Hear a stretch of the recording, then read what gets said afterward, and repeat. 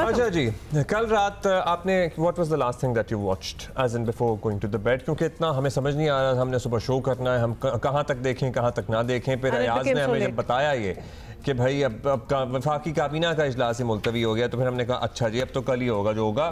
So let's see क्या होता है। लेकिन फिर हम सुबह से ये बातें भी कर रहे हैं, आपको पता है कि मुसव्विदा भी अब सामने आ गया है। अब जब जियो न्यूज़ के पास मुसव्विदा है तो फिर बाकी जिन लोगों से गुफ्तगू हो रही है उनके पास क्या मुसव्विदा? क्योंकि हाफिज हमदुल्ला हमारे साथ अभी पिछले घंटे में थे और उनका कहना था वो मुसव्विदा हमें वर्बली तो बताया गया लेकिन हाथ में कोई पेपर नहीं था। वेरेज हमारे कॉरेस्पॉन्डेंट्स के पास वो मुसव्विदा जो है वो है। शिराजी जो कल भी इन मामलात को कवर करते रहे हैं, फिर अयाज अकबर यूसुफ सही, थैंक यू अयाज। बता दीजिए सो आज भी जैसे कल सुबह दोपहर शाम रात और फिर आज आपको लगता है कोई पेशरफ्त हो सकेगी? सीनियर सहाफ़ी उमर चीमा ने भी हमें ज्वाइन किया। उमर आपसे अभी बात करेंगे, अयाज आप बताएं पहले। जी बिल्कुल अब्दुल्ला, देखें इसमें कल सारा दिन ही आपको पता है हमने तमाम मामलात को रिपोर्ट किया और यूँ लग रहा था कि अभी कुछ मामलात सुलझ जाएंगे और अब ये तकरीबन प्रोसेस शुरू हो जाएगा, लेकिन रात गए तक प्रोसेस स्टार्ट नहीं हुआ। आज अगर मैं कल की कंक्लूजन के बाद अगर आज बात करूं तो आज मुझे ये लग रहा है कि कल मौलाना जब स्पेशल कमेटी के अंदर गए थे तो उसके बाद मौलाना ने कहा था कि हम ये चाहते हैं कि इस बिल को आप तमाम स्टेक होल्डर्स के साथ मुसव्वदे को शेयर करें, इस पे बहस हो और बहस होने के बाद किसी एक कंक्लूजन की तरफ आए और अगर इसको पास करना है या मंजूर करवाना है तो तमाम लोग ऑन बोर्ड हों। क्योंकि पहले भी उनका ये मौक़िफ़ था कि किसी फर्द वाहिद के लिए लेजिस्लेशन ना हो जिस पर हुकूमत एग्री है कि वो हुकूमत भी ये कह रही है कि हम किसी एक शख्स के लिए या किसी एक पोजीशन के लिए सारा कुछ नहीं कर रहे, ये कलेक्टिवली बैसाखी जमहूरियत से लेकर अब तक ये तमाम चीज़ें थी जो पाइपलाइन में थी, इसको करना था और अब हुकूमत चाहती है कि चीज़ें फाइनली हो जाए।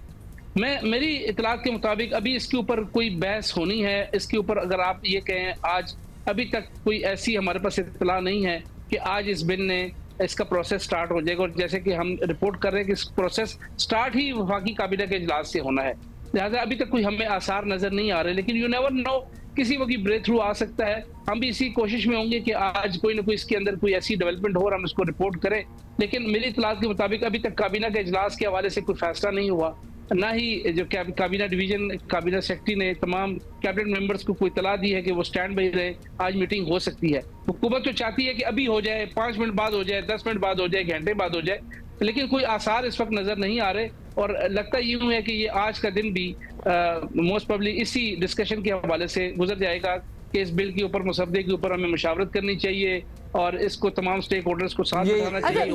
ये बात उमर से भी ये पूछना है कि अगर तो ये ऑलरेडी इन द पाइपलाइन था, जो कह रहे हैं जी वफाकी जमहूरियत से बात चली आ रही है, अभी तक हुआ नहीं था, अब हो जाना था, लेकिन कल ही रात को 12 बजे तक क्यों होना था या अभी भी वो इमरजेंसी क्यों है? अगर ये चीज़ इतने अरसे से हो ही रही थी तो इस पर फिर एक डिस्कशन कराएं, अब इतना टाइम लग ही गया तो मजीद टाइम लगा दें। व्हाई सच हरी उमर?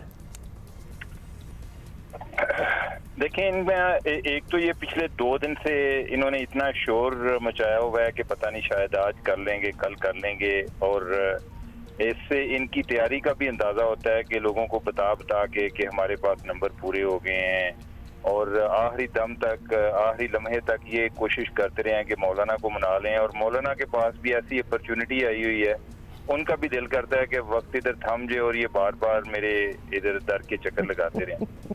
तो मुझे नहीं लग रहा इनके इससे इनकी ओवरऑल नाअहली साबित हुई है। और जो लोग ये बात करते हैं ना जी कि ये बिल किसी और जगह से आता है या सारी चीजें वो कर रहे हैं, अगर इसको तसव्वुर कर लिया जाए, मान भी लिया जाए, वो भी ये सहल होते तो ये चीजें हो चुकी होती हैं। इसका मतलब है कि चीजें इनके कंट्रोल में नहीं है और इनके जो ज्यादातर प्लान है बड़े हाफ बेक प्लान है और पिछले 2 दिन में यही बात यहाँ हुई है। बाकी ये है कि जो आपका सवाल है कि ये इतनी जल्दी में क्यों है, मेरे ख्याल है कि एक चूंकि ओवरऑल एक अदारों के दरमियान भी अदम एतमाद की फजा तो मौजूद है, जुडिशरी के दरमियान और एग्जेक्टिव के दरमियान। अगर ये इनके दरमियान कोई डायलॉग हो रहा होता तो आज शायद बिल की नौबत ना आती। अब यही जो बिल भी इसी तनाजर में आ रहा है और अब जो है इन्हें ये फिक्र थी कि छुट्टी के दिन हम कर लेते हैं कि कोई सुप्रीम कोर्ट कोई आगे को पिटीशन लेकर ना चला जाए कि कोई सुप्रीम कोर्ट इस पे कोई आर्डर जारी कर दे, कोई इंस्ट्रक्शन पास ऑन कर दे, कोई ना कोई, नहीं था कि ये 1-2 दिन के लिए बड़े एक गोल्डन अपॉर्चुनिटी थी कि उस दौरान हम कर लें, वो नहीं कर पाए। तो मुझे नहीं लगता कि आज भी ये कुछ कर पाएंगे। मुझे ऐसे लग रहा है कि ये मामला अब लटक जाएगा। और जो मौलाना बात करते हैं कि कंसेंसस किस चीज का होगा, जितना एक तकसीम ज़दा हमारा मुआशरा है या सियासत है, तो उसमें जो एक की जीत है वो दूसरे की हार है, ठीक है। तो ऐसी कोई दरमियानी रास्ता अगर ये तलाश कर पाते तो ये बिल लाने की क्या जरूरत, ठीक है। तो बिल तो इनकी तरफ से देखिए, पाकिस्तान तहरीक इंसाफ का तो मौक़िफ़ बड़ा क्लियर है। वो कहते हैं तो चीफ जस्टिस पे उन्होंने अभी भी बात करके अपने एतराज़ का इजहार किया। वलीद इकबाल साहब हैं हमारे, उन्होंने कहा जी वो तो बायस्ड है हमारे लिए और उन्हीं को एक्सटेंशन देने के लिए सारा कुछ किया जा रहा है। ये कैटेगोरिकली अभी कह के गए हैं वो। हैदर, शीमा साहब आपके पास आना है हमने, इसके और भी असरात क्या होंगे क्या नहीं होंगे, या होगा भी या नहीं होगा, वो पूछेंगे आपसे। लेकिन हैदर, जाहिर है अभी हमारे साथ हाफिज़ अब्दुल्ला थे, कह रहे थे कि मुल्ला की दौड़ मस्जिद तक, लेकिन कल सबकी दौड़ मौलाना के घर तक ही थी। कौन ज़्यादा हौसला अफजा आपको लगता था? चेहरे के तासुरात किसके ज़रा ज़्यादा प्लेजेंट होते थे जब ये लोग बाहर निकलते थे, या हर किसी को तसल्ली देकर भेज रहे थे मौलाना साहब भी?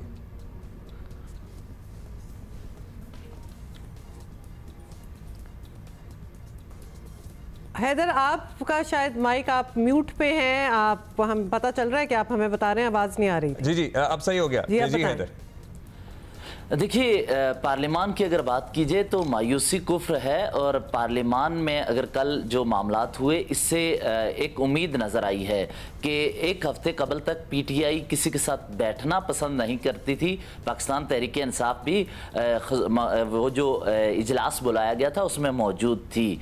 और रह गई बात ये कि इसमें मुस्लिम लीग नून या इत्तेहादी हुकूमत या मौलाना या किसी की शिकस्त या फतह हुई है, ऐसा हमें बिल्कुल या मुझे बिल्कुल ऐसा नज़र नहीं आ रहा। इस वक्त मौलाना फजलुर रहमान के साथ जो गुज़श्ता शब मुलाकातें हुई हैं, उसके बाद कुछ चीज़ें वाज़ेह होना शुरू हो गई हैं। मौलाना फजलुर रहमान इस सियासी इन मामलात को, आईनी तरामीम के मामलात को अपनी सियासी नज़र से देखते हैं। उसकी वजह यह है कि 2018 के बाद पीडीएम की हुकूमत बनी, मौलाना फजलुर रहमान यहाँ पर मार्च लेकर आए, उनके साथ कुछ वादे किए गए थे। उसके बाद अब इंतखाबात हुए, जिसके बाद मौलाना फजलुर रहमान नाराज़ थे कि वो वादे वफा ना हुए। इसके बाद मौलाना फजलुर रहमान के साथ मोहसिन नकवी की, शहबाज शरीफ की और दीगर मुतअद्दिद रहनुमाओं की मुलाकात हुई। आसिफ अली जरदारी खुद पहुँचे, बिलावल भुट्टो जरदारी पहुँचे। लेकिन एक बात सामने वाज़ेह है कि मौलाना फजलुर रहमान गारंटी चाहते हैं एतमाद की बहाली के लिए, क्योंकि माजी में उनके साथ जो वादे किए गए थे वो वफा ना हुए। लेकिन इस दौरान एक और बात, उनके ऊपर कुछ जिम्मेदारियां भी आन पड़ी हैं। वो नवाज शरीफ के साथ दोस्ती और ताल्लुक़ निभाते हुए आगे बढ़ना चाहते हैं, जबकि साथ ही नए नए इत्तेहादी यानी इमरान खान के जमात के साथ भी वो चाहते हैं कि कोई कंसेंसस डेवलप हो। इसी सिलसिले में गुज़श्ता रोज़ उन्होंने पार्लियामेंट के अंदर इस कमेटी के अंदर बैठकर कहा कि तमाम जमातों को इत्तफाक़ राय पैदा करने के लिए वक्त दिया जाए, और पीटीआई जो कि सख्त तरीन मुखालफत करती है इन तमाम मामलात की ऐवान में, तो वो भी मुस्बत अंदाज से आकर बैठी। शिबली फराज थे, उमर अयूब थे, इसके अलावा बैरिस्टर गोहर थे, तो कुछ चीज़ें मुस्बत भी हैं। लेकिन एक और बात बताऊं, मौलाना फजलुर रहमान के खदशात के हवाले से एक तरफ रख दें, मोहसिन नकवी उनसे मिले, सारी क़यादत मिली, ये वो क़यादत थी जो पीडीएम के दौर में मौलाना के साथ थी। तो फिर मौलाना फजलुर रहमान के मुतालबात किसने पूरे ना किए, या उनसे किए गए वादे वफा क्यों ना हुए, या वो किसकी गारंटी चाह रहे हैं? लैक ऑफ ट्रस्ट तो है। जी जी जी, क्विकली जी। एक चीज़, आज रात जो मुलाकातें हुई हैं दो साबिक वज़राए आज़म अनवारुल्लाह काकड़ और शाहिद खाकान अब्बासी मौलाना फजलुर रहमान के घर गए, वो मुलाकात क्यों अहम मैं समझता हूँ, क्योंकि उनमें से एक वज़ीर आज़म इसी माह के अंदर अपोजिशन के मुतअद्दिद अहम तरीन रहनुमा, यानी बड़े सियासी कायदीन और कद काट के रहनुमा, उनको वो वज़ीर आज़म मौजूदा जो अहम तरीन मुल्की शख्सियात हैं उनसे मुलाकात करके एतमाद बहाल करने का कहते रहे कि आप मुलाकात करें, एतमाद की बहाली की तरफ जाएँ। वही शख्सियात मौलाना फजलुर रहमान के घर पहुँची हैं और उनके साथ बलूचिस्तान के वज़ीर आला भी मौजूद थे। तो ये बहुत वाज़ेह चीज़ चीज़ें हो रही हैं कि मौलाना फजलुर रहमान उनके सामने भी मामलात रखेंगे कि माजी में जो वादे हुए उनका क्या हुआ, और सबसे अहम पीटीआई मखसूस नशिस्तें मिलने की सूरत में सबसे बड़ी ऐवान में जमात बनती है, तो उनके खदशात को भी इत्तफाक राय से दूर करना होगा। इसीलिए मौलाना फजलुर रहमान, बिलावल भुट्टो जरदारी और खुद नवाज शरीफ भी चाहते हैं कि ऐवान की कार्रवाई चलाने के लिए, मामलात को बेहतर करने के लिए इत्तफाक राय पैदा किया जाए। इसके लिए अगर चंद दिन डिले हो जाता है तो कोई इशू नहीं। इसीलिए इत्तफाक राय पैदा होता है या नहीं होता। अयाज, क्या ये भी हो सकता है कि पीटीआई भी किसी न किसी हद तक राजी हो जाए इनमें से बात चीज़ों पे, या कहीं थोड़ा बहुत ही सही कंसेंसस उनकी तरफ से भी आ जाए? अगर वो भी एक ये पॉसिबिलिटी है क्या ऑन द कार्ड्स, या नहीं है कि अगर वो अपने मामलात आगे बेहतर करना चाहते हैं मुक़्तदर हलकों के साथ भी, तो वो इस मामले में ज़रा साथ निभाएं? अब्दुल्ला, देखिए कल भी हमने इस चीज़ को रिपोर्ट किया था कि जब बैरिस्टर गौहर और उनकी जो टीम थी मौलाना फजलुर रहमान के घर गए, तो हमने ये क्वेश्चन रेज किया था कि अगर ये मौलाना इनको किसी चीज़ पर आमादगी के लिए कोई चीज़ इनके सामने पेश करते हैं तो क्या इनके पास कोई इख्तियार है। सबसे बड़ा क्वेश्चन ये है कि पीटीआई में इख्तियार किसके पास है। पीटीआई में इख्तियार इस वक्त किसी के पास नहीं है। अली अमीन खुद पार्टी को चला रहे हैं, उमर अयूब खुद पार्टी को चला रहे हैं, अब सलमान अकरम राजा साहब अपनी पार्टी चला रहे हैं, बैरिस्टर गौहर अपनी पार्टी चला रहे हैं। तो मुझे तो नहीं लगता, मेरे ख्याल में, मैं पीटीआई को 10 साल से कवर कर रहा हूँ, यहाँ पर पीटीआई सिर्फ एक ही शख्स है, वो बानी पीटीआई है, और उन्होंने इस चीज का फैसला करना है। ये जितनी मुलाकातें कर, देखिए कल जो पीटीआई ने एंगेजमेंट की है मौलाना के साथ, वो सिर्फ टाइम डिले टैक्टिक्स था। क्योंकि कल मैं समझता हूँ कल का दिन पीटीआई के नाम रहा, उन्होंने मौलाना को एंगेज रखा या मौलाना उनके साथ एंगेज रहे, और हुकूमत ने जितनी भी जोर लगाने की कोशिश की, इसके बावजूद के 5 वोट जो मौलाना वो नहीं पेश कर सके। तो ये इस इतने बड़े आईनी पैकेज के हवाले से मेरा नहीं ख्याल कि पीटीआई किसी भी पोजीशन में इस वक्त है कि वो मौलाना के साथ या इस कमेटी के साथ या हुकूमत के साथ या उन हलकों के साथ जो बाइख्तियार है कि बैठ के किसी भी नेगोशिएशन करने की पोजीशन में है, क्योंकि ये सारे बेख्तियार है। ये तमाम चीजें, ये कुछ ठीक है, और जिनके पास इख्तियार है वहां भी आपको पता है अगर कुछ कमिट में लिया कर भी दिया जाए तो फिर यू नेवर नो कि वो कब बात से फिर जाएं। अच्छा सुचीमा साहब। हाँ उमर, आप बता दें, मतलब हमने काफ़ी बातें सुन ली, लेकिन बात आगे तभी बढ़ेगी जब कोई कंसेंसस होगा।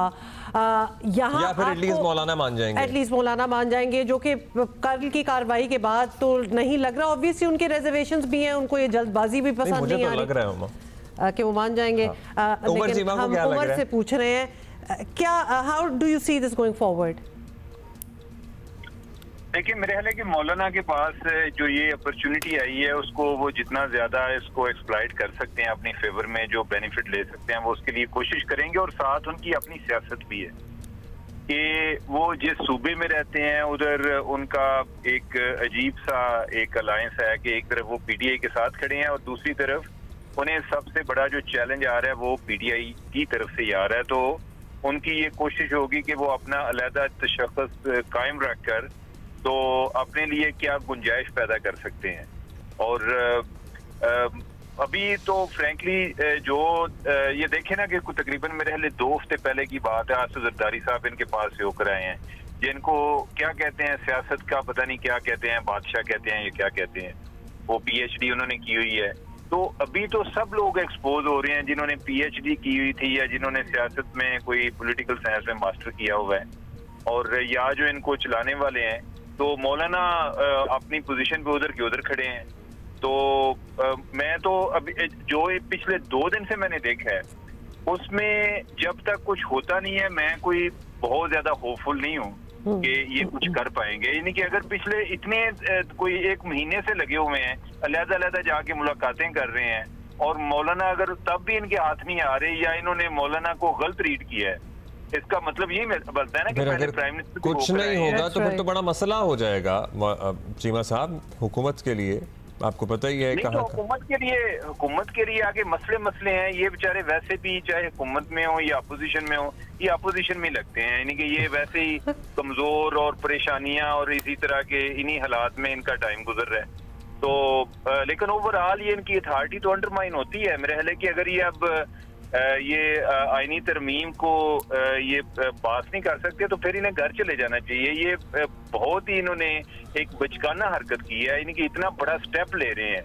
इनकी तरफ से एक तरह से ये खुद को हमला था ना कि एक जुडिशरी पर भी, तो आप वो अगर नाकाम हो जाता है तो उसके बाद इनकी क्या पोजीशन हो। अच्छा उमर, ये भी बताएं, वैसे तो very sadly it has to be said कि ये आवाम को कंसर्न नहीं करती है बात, लेकिन ये क्यों हो रहा है इन द सेंस कि लिटरली इतने इश्यूज हैं मुल्क में और इतने अवामी हैं, और अगर आपने वाकई नेगोशिएशंस और कुछ बुलडोज ही करवाना है, it should benefit the people of the country. अभी अवाम क्या महसूस कर रही होगी कि भाई पूरा एक ड्रामा रचा रहा संडे को, अभी तक बात ख़त्म नहीं हुई, अभी आगे भी देखेंगे, सारी एनर्जीज जो हैं वो उस तरफ जा रही हैं, इस बिल की तरफ। हमारे लिए क्या है इसमें? देखिए, हमारे लिए कभी भी कुछ नहीं था। बेसिकली ये जो एक लीड की आपस में लड़ाई होती है, जो पावर स्ट्रगल होती है, उसमें जो अवाम होती है वो एक डिफॉल्ट बेनिफिशियरी होती है कि उसको वैसे ही नहीं कि किसी तरह यानी कि किसी और की लड़ाई में जो उनको फायदा पहुंच जाता है। जो इमरान खान लड़ाई लड़ रहे हैं वो कौन सी अवाम की लड़ाई लड़ रहे हैं, वो भी अपनी पावर स्ट्रगल कर रहे हैं, उसमें अवाम को कुछ फायदा हो जाता है। इमरान खान जो है इनकी उनकी एक लाउड माउथ है, अवाम के इश्यूज जो हैं वो हाईलाइट करते हैं क्योंकि उन्हें अवाम की सपोर्ट होती है, अदरवाइज तो उनकी अपनी लड़ाई है उनकी भी। अब ये है कि जो जुडिशरी के हवाले से जो ये चीजें कर रहे हैं उसमें कोई चीजें जो है वो तो ठीक थी, होनी भी चाहिए थी।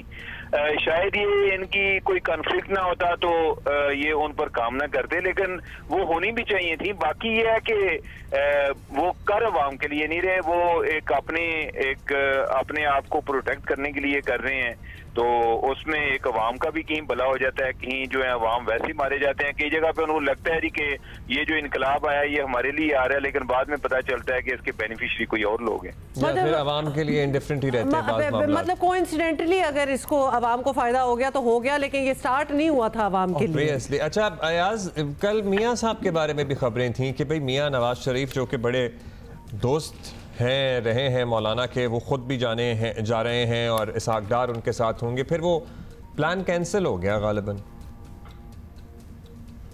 जी अब्दुल्ला, कल मुस्लिम लीग नून के सदर नवाज शरीफ साहब जब हमजा शहबाज के साथ पहुंचे तो वजीर आजम ने इस्तकबाल किया और वजीर आजम हाउस में उनका डेरा रहा। जब तक वो लाहौर के लिए वापस नहीं निकले वो वहीं रहे, इंतजार करते रहे। वही जो मैंने पहले आपको बताया था कि पीटीआई ने उस पूरे टाइम को इतना एंगेज कर दिया कि वो जो एक उस वक्त उनकी मुलाकात होती शायद उसका इम्पैक्ट कुछ और होता, क्योंकि उससे कुछ देर पहले ही आजम नजीर तारड़ और इसहाक डार और दीगर लोग जो है मौलाना से मिलकर गए थे और कुछ अच्छी गुफ्तगू करके और उसके बाद कोई पुरुमीद गुफ्तगू लेकर वो वज़ीर आज़म हाउस वापस गए हैं और उन्होंने कहा था कि अगर जिरगे की शक्ल में हम जाएंगे तो हो सकता है मौलाना जो है वो बाहर आके अनाउंस कर दें कि वो हुकूमत की इस बिल को सपोर्ट करने के लिए तैयार हैं। लेकिन जब 20 के दरमियान में जब पीटीआई के वक्त पहुंचा और उन्होंने उस टाइम को गेन किया और उसको मजीद लंबा किया और उसके बाद मौलाना के साथ उनकी मुख्तलिफ चीज़ों पर गुफ्तगू हुई, कुछ उन्होंने इस हुकूमत के गिले शिकवे भी किए और इनकी जो कमिटमेंट्स थी पीडीएम से लेकर, जैसे कि हैदर ने भी आपको बताया कि जो मौलाना से वादे किए गए थे कुछ लोगों की जानिब से वो वफा ना हुए, तो उन्होंने मौलाना को इस तरीके से इंगेज किया कि उनको कहा कि इतनी आसानी से अगर आप इनकी बात मान लेंगे तो फिर ये चीजें इस मगर दूसरी तरफ ये भी है कि क्या मौलाना बानी पीटीआई और मौलाना के ताल्लुकात भी तो आपको पता ही है किसी से ढके छुपे नहीं है। अच्छा, टाइम कम है हैदर से आज का पूछ ले हैदर, क्योंकि आज सेनेट का इजलास 11:30 बजे कहा गया है, एटलीस्ट पहले तो यही कहा जा रहा था, उसके 1 घंटे बाद नेशनल असेंबली का होगा, ये सब कुछ होगा आज? देखिए उसका ताल्लुक पार्लिमान की खसूसी कमेटी से है। पार्लिमान की खसूसी कमेटी का गुज़श्ता शब रात तकरीबन 12:30 बजे इजलास ख़त्म हुआ था। उसके बाद बिलावल भुट्टो जरदारी, मौलाना फजलुर रहमान और बैरिस्टर गौर समेत सियासी क़यादत यहाँ से गई थी, तो आज सुबह वो बुलाया गया है ताकि एक मरतबा फिर इत्तफ़ाक़ राय पैदा किया जाए, तमाम तजावीज़ सामने आए और तमाम तजावीज़ पर फिर मुत्तफ़िका तजावीज़ जो होंगी उनको ही इस आइनी तरमीम का हिस्सा बनाते हुए आगे बढ़ा जाए। तो ये सबसे पहले ये खसूसी कमेटी का इजलास होगा। ये इजलास कितना तवील होता है उसके बाद ही सेनेट या कौमी असम्बली के इजलास या काबीना इजलास का फैसला फिर उसकी बुनियाद पर ही होगा। Got it. बहुत बहुत शुक्रिया Haider Shirazi, Ayaz Akbar and Umar Cheema for being with us. Thank you ji. So बहुत कुछ हो रहा है थोड़ा सा टाइम चाहिए हमें। लेकिन इतना आप लोगों को तवज्जो देने की इसलिए ज़रूरत नहीं है कि it's not for us, you know, at least it doesn't seem so. जब हो जाएगा वही बात है उमर चीमा वाली, कोइंसिडेंटली अगर किसी को फ़ायदा हो जाएगा आवाम को तो हो जाएगा, otherwise this is their own power struggle. Sad.